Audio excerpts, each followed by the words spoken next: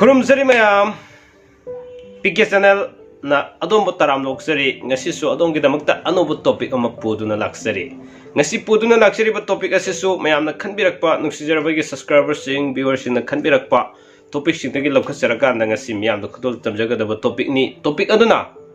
ati karimata nate yumgi akoibada amadi yumgi imungda leiriba tongan tongan ba posak sing asida karam jaga singda lai leibage haibasi mamangai ahalaman matam singna yam thajanaramba matam amuk lei hariba mafam sing asida lai leiba mafam sing asida aikoina leiriba posak singdu lenghaidaba tohoidaba kayam lei hariba sing asi kari no haibadu aikoi khudimuna khaminaba khradi adumuk phai haduna khanjaraka ngasi gi topic asi miyamna khudol tamjabani khudam oina aikoina yumda maru oina leiriba phamung thare famung sida kang khada lai leiba kaina koina hainai karam matam lai lei aduga famung si koina thangdok ningba matam da thangdok pa yadaba adu ma adagi magi famung si lenghan ba yadaba matam da adumuk lei famung khang natana yumgi akoi da leriba posak sing magi leriba mafam singda lai leiba mafam adumuk lei haduna ahlama singna thada naram khra lei hariba singche khajiktang aikoi khangmina si adubo hojiki matam dadi masi aina fana yamna haijaba taragasu thajadaba singdi ayam oigini na khanjai adubo ayagi matam mama lakpa matam da hariba singse amudang nomadi thigat na rakhiba matam su oirakhigani khanjarakanda khangmin hobugi tajadu lainabugi damakta koina youtube da thagasjarakana thamagadi nong phadok su mayamna khangminabugi tanjadu lakini na khanjaraga ngasi miyamna khudol tamjage ngasi ke thamjariba topic yumgi akoibada amadi inkolda laijaw leiba mafam sing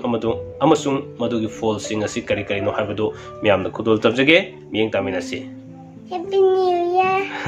Happy get the end of you please. Object aikoina khaminaba tangai phadribasi hariba inkhongi manungda natragana yumgi akoibada natragana imungda leiba lai sing karam matam da lai lei habadi samjalakan aikoina khulakta laijaw leiba mafam sing kadai dano haibasi karamna yengani habasi hana khoi aikoi khaminaba tangai phade maramdi masi mamangai ahlaman singi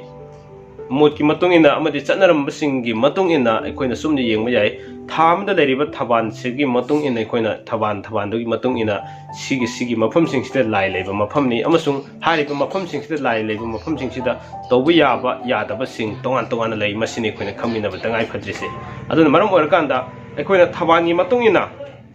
lai leiba mafam sing si kari no haibasi aikoi khangminasi khudol tamjarage ahanbada nong panba haijage amadi tarama thoini panba amadi kunma thoini amana loiba haiba tare hariba mafam sing asida ai chat sum uthokserage mayamna kitang bab tabada hena mapung phana bugi damakta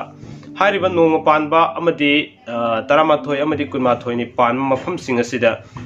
imung karan amasung maida lai lei adu hariba matam asida ekoina tobu yadabasi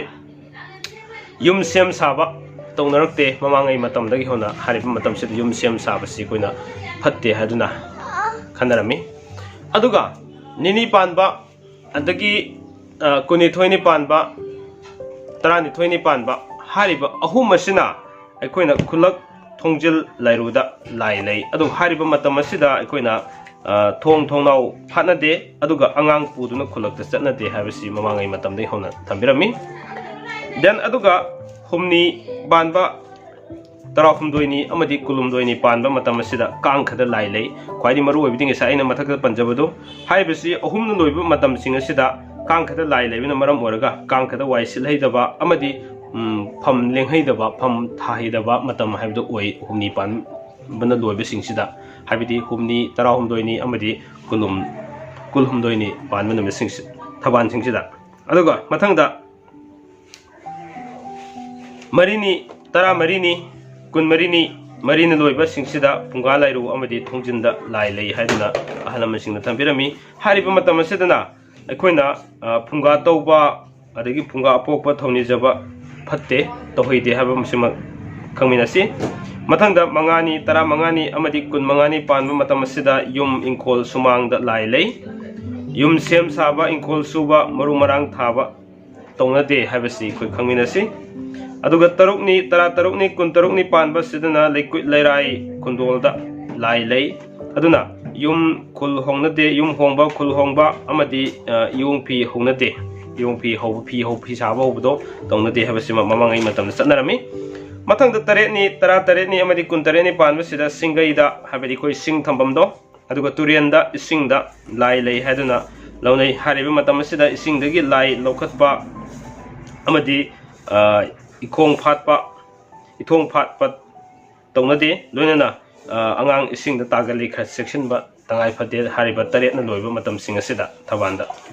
adu thabanda nipani tara nipani amadi kun nipani pan sida lambel amadi lamjaw da lai lei lambi semna de aduga ningthau sagol tongduna chanade haibasima mamangai matam di hon chanarami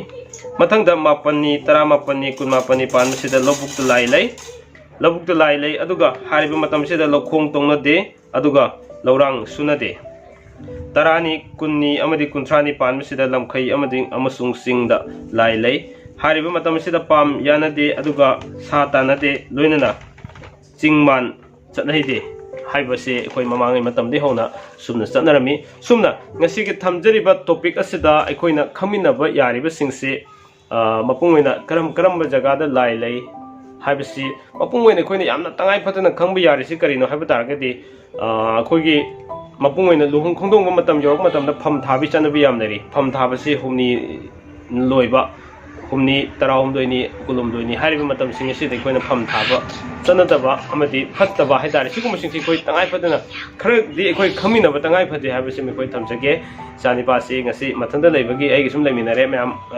yele hena khanbino masu ai channel sida sum magi yam choba promote ama to biri bani aduna mayamna ai uthok chaning mai wana de ngasi ai koi ni khak leiba duna masu ai record to sida masu yaw nei rabane mayam koi cha happy new year am da hai Happy New Year. koi papai kari Come on, because Fernando subscribe to reality. Okay, aduna mayam ngasi ki thamjariba topic asi adomodongi waklonda mot kari lei habaso aina haibada soi ki bilan ki yarso dum akhang ai kyana chungthokmina nui tanja do lomina si amadi aina harisina mak hena loibana te hena sidagi hena phajaba leramba taraga so koi khudimak hena comment box da pimina duna koi khudimak ki khangmina bagi kanglai pak si awan mama thambada khajitang ai gi apikpa thodang mam lomina se ba wakalon sigaloina na puduna lakseriba asigi topic ni amasung hariba haudukseriba channel ni